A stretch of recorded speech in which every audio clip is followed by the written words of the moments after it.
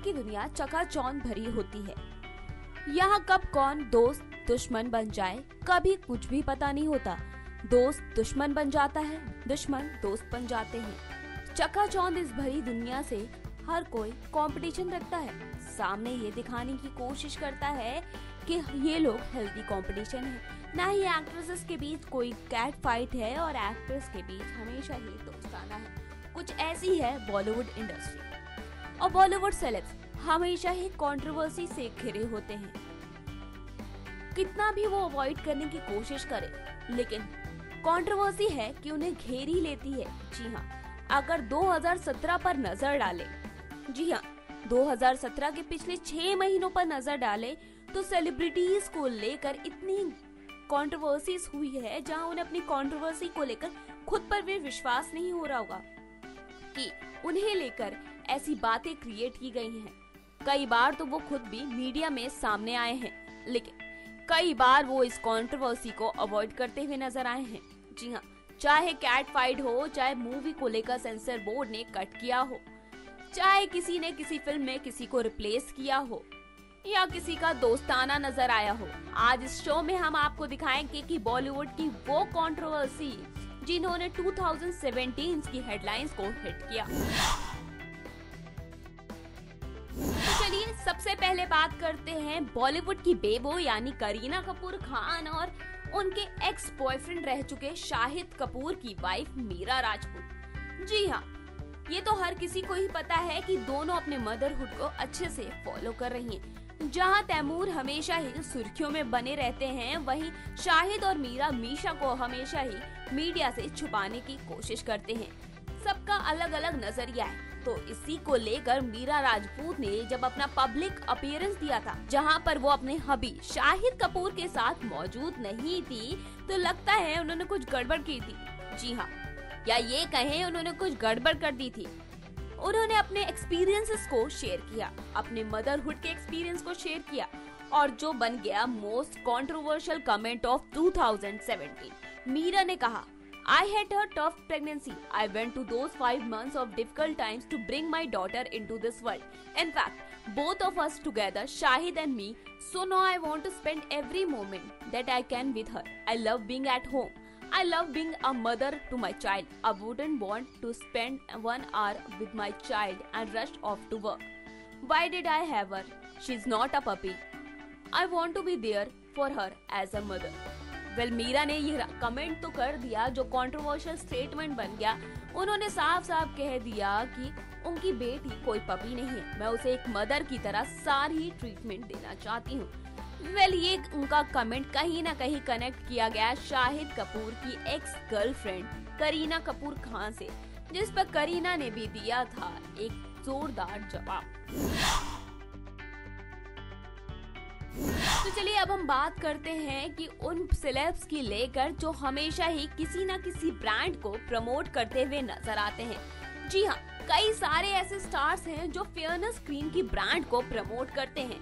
For an example, Shahrukh Khan, Yami Gautam, John Abraham जो fairness cream को promote करते हुए नजर आते हैं। लेकिन इस पर आ गया एक कंट्रोवर्शियल स्टेटमेंट। जी हाँ, अभय देओल ने उन एक्टर्स को ब्लेम कर दिया और कह दिया कि जो फेयरनेस क्रीम को प्रमोट करते हैं ये एक रेसिज्म है।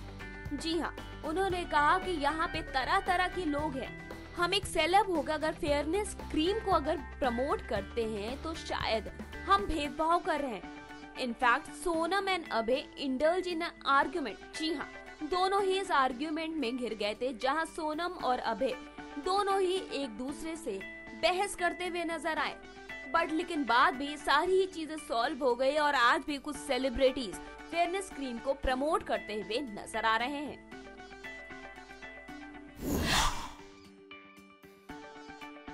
तो चलिए हम तीसरे कंट्रोवर्शियल स्टेटमेंट के बारे में बात करते हैं और बताते हैं कि एक स्टेटमेंट नहीं है, ये एक फिल्म है और इस फिल्म का नाम है लिपस्टिक अंडर माय बुर्का। एक ऐसी फिल्म जिसने सेंसर बोर्ड की कई कुर्सियां हिला के रख दी थी।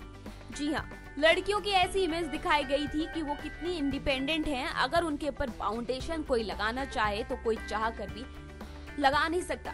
ये फिल्म कहीं न कहीं समाज का आईना दिखाती है, जहां आपको देखने को मिलता है कि डबल मीनिंग बातें करती हुई लड़कियां, गाली देती हुई लड़कियां, शायद यही सब कुछ बातें सेंसर बोर्ड को पसंद नहीं आई। सेंसर बोर्ड के फॉर्मर चेयरमैन रह चुके प्रहलाज ने एक इंटरव्यू में कहा था, ये स्टोरी जो एक वुमेन पर फोकस की गई है वो उनकी फैंटेसी के बारे में बात करते हैं। इस फिल्म में कंटिन्यूस अडल्ट सीन है, अब्यूजिव वर्ड्स हैं, अडल्ट सीन्स हैं और जो काफी सेंसिटिव हैं और सोसाइटी पे गलत प्रभाव डालेंगे। इसलिए मैंने इस फिल्म को ए सर्टिफिकेट के साथ पास किया।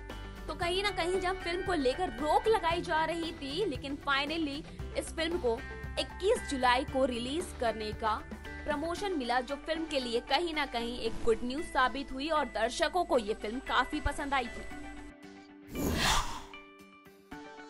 तो चलिए आगे बढ़ते हैं और बात करते हैं नेक्स्ट कंट्रोवर्सी के बारे में। बॉलीवुड के दबंग खान सलमान खान की फिल्म ट्यूबलाइट कुछ खास कमाल नहीं दिखा पाई, लेकिन ट्यूबलाइट के प्रमोशन के दौरान एक कंट्रोवर्सी जरूर क्रिएट हो गई। जी हाँ, सलमान खान ने गलती से एक गलती कर दी, जिसकी वजह से एक अननेसेसरी कंट्रोवर्सी सामने आ गई।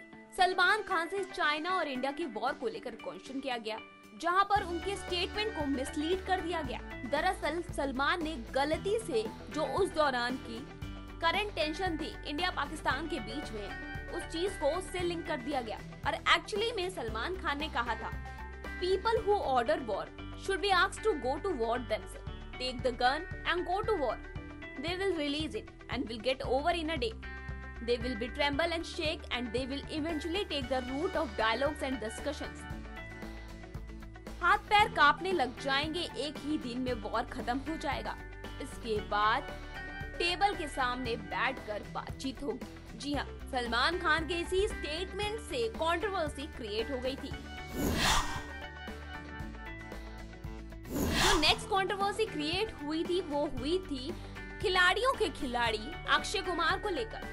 जी हाँ, ये तो हर किसी को पता है कि अक्षय ने कोई भी अवार्ड नहीं जीता था, लेकिन उन्हें नेशनल अवार्ड से सम्मानित किया गया था, वो भी मूवी रुस्तम के लिए, जिसे लेकर लोग कंप्लेन करने लगे कि अक्षय इस अवार्ड के लिए डिजर्व नहीं करते हैं और एक अंडररेटेड एक्टर है बॉलीवुड के, तो उन्हें फिल्म रुस्तम के लिए नेशनल अवार्ड नहीं मिलना चाहिए।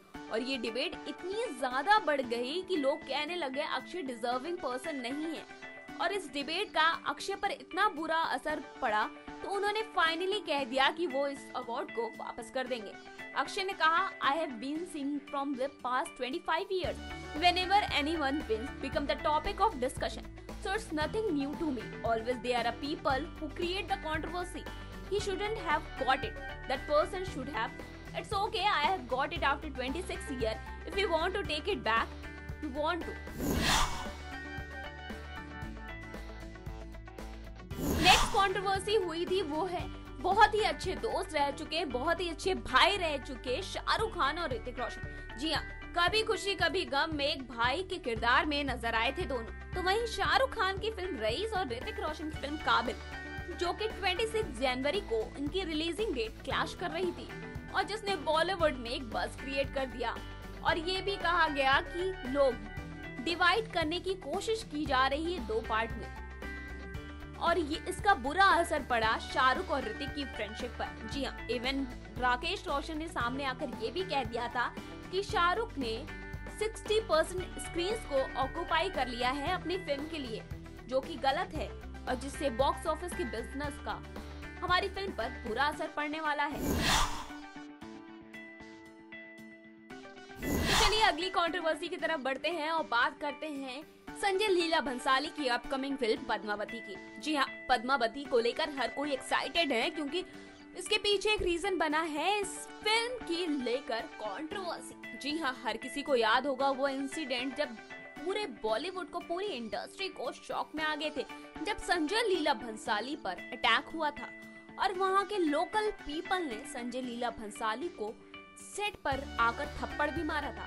उस दौरान वो राजस्थान में इम्पोर्टेंट सीन को शूट कर रहे थे और इसके पीछे कहीं ना कहीं रीजन बताया जा रहा है कि ये अटैक करनी सेना ने किया था और इसकी वजह ये थी कि जो अलाउद्दीन खिलजी, जो कि रणवीर सिंह निभा रहे हैं, और पद्मावती जिसको दीपिका पादुकोण प्ले कर रही है, उनके ड्रीम सीक्वेंस में कुछ बोल्ड सीन्स दिखाना।